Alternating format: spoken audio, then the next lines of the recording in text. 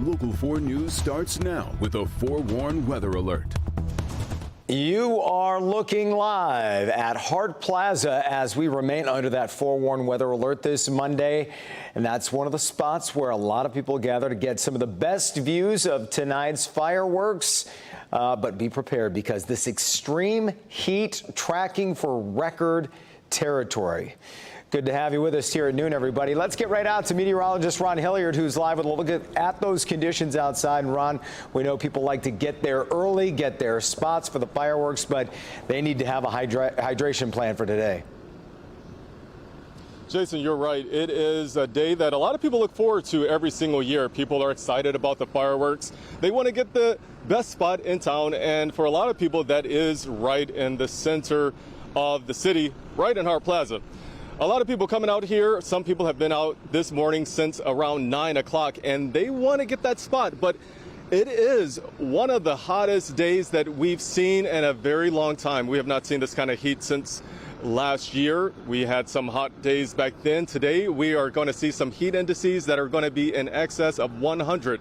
Here's the extreme heat warning that we're under right now until tomorrow evening.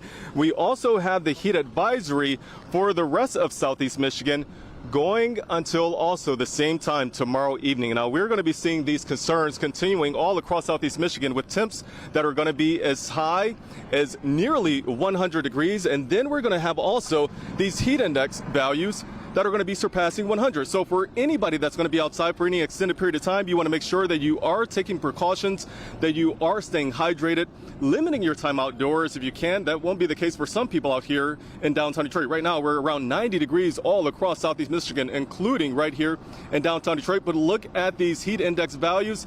It already feels like 99 degrees in Grosse Ile. It feels like 95 here in downtown Detroit. And it is going to be hot all afternoon long, as well as into the evening. We're not going to get a whole lot of relief. And right now, I'm going to go ahead and talk about what people are doing in Hart Plaza and what they can expect right here as we go throughout the afternoon.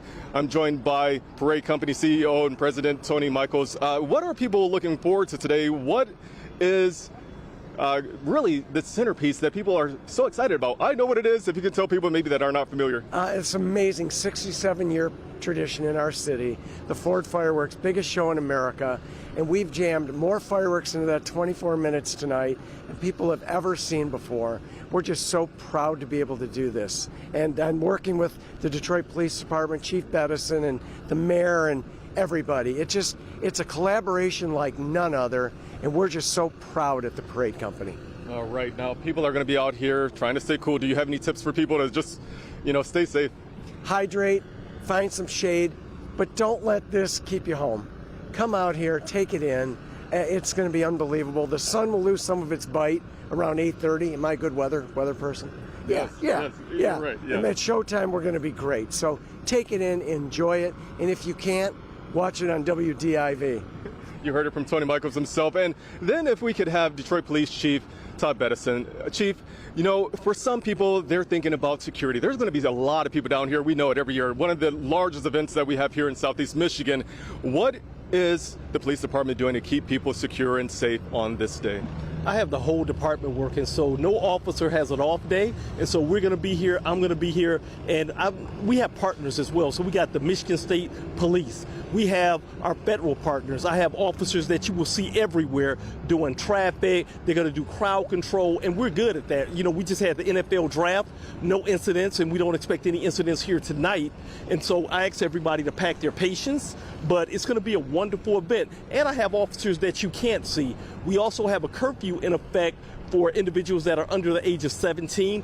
We want them to be accompanied by a responsible adult, their parents, but the curfew starts, it is a special curfew for downtown in the viewing areas, and that curfew starts at 8 p.m. 8 p.m. Okay. Now, you said there's going to be visible uniformed officers and those not in uniform as well. If a person is maybe exhibiting signs of heat stress, it sounds like there's going to be authorities nearby that they can contact immediately. Absolutely. And we have Commissioner Chuck Sims, the Detroit Fire Department, our EMS. And so when I say public safety, it's not just law enforcement. We have the City of Detroit public safety professionals, including our fire, our EMS there as well. And so we want individuals to stay hydrated, avoid the caffeine, because that right there dehydrates dehydrates you, and also alcohol, avoid that as well. And with this viewing area at Hart Plaza, it's secured, it's a clean zone. You have to go through metal detectors, you'll be screened, and so you'll know that no one will have weapons within sight of Hart Plaza or Spirit Plaza, and you can only enter this area off of Woodward and Jefferson. All right, thank you so much, Chief Beddison. We really appreciate it. A lot of people will be here in downtown Detroit, not only in Hart Plaza, but all across town. And we want to remind you that it is hot, but if you take precautions, staying hydrated, wearing lightweight and light-colored clothing, you can do things to keep yourself and your family safe. Jason? Yeah, a lot of good information there, especially from the chief talking about the entire department being on tonight. And Ron, you made a lot of good safety points there as well. All right, we'll check back with you a little bit later to get the forecast. We do want to mention there is going to be a lot of road closures in and around downtown ahead of the fireworks tonight. Most of those will begin at 6 p.m., but DPD can also request to shut down the freeways and streets earlier or later, depending on how busy it does get. The biggest impact's going to be on Woodward. You're not going to be able to drive north or south on Woodward between Park and Witherell. Drivers can cross at certain points, John R., Grand River, and Gratiot, but expect a lot of that to be really mucked up when you get closer to right downtown. Several streets south of Fort and Congress will also be closed in that area. For everything you need to know about the Fort fireworks, snap this code. We'll get you to the road and park closures, parking situation, and the best spots to watch the fireworks tonight. In other news this afternoon, investigators working to figure out a man's motivation for the shooting at a church in Wayne Sunday morning. One person was hurt, and the gunman ended up being killed by security in what police are saying was an attempted mass shooting at Cross Point Church on Glenwood Road. Let's bring in Pam Osborne, who's been looking into the history of Brian Browning, the suspect here. And Pam, seems like there were not a lot of clear-cut warning signs here. It doesn't appear to be, at least at this time, but we are learning more about Brian Browning's connections to the church. And according to Wayne police, his mother is a member of Cross Point. He himself is also quite familiar with the congregation. Brian Browning is no stranger to Cross Point Church. He himself attended service there 2 or 3 times over the past year.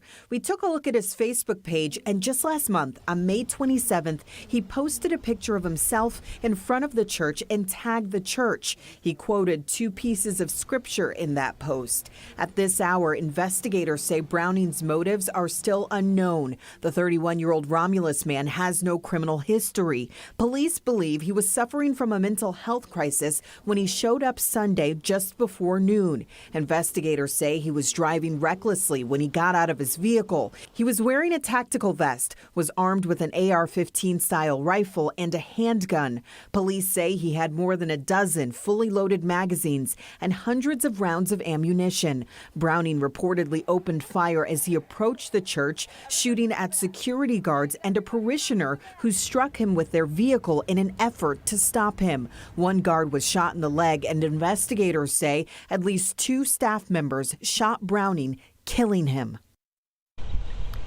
That security guard is expected to survive, and investigators say had it not been the actions of those church members, dozens of people could have possibly died here. As for Browning's home in Romulus, we know there was a search warrant. Police uncovered several more rifles and handguns and lots of ammunition. Reporting live in Wayne, I'm Pamela Osborne, Local 4. Yeah, scary situation. All right, Pam, thanks for the update.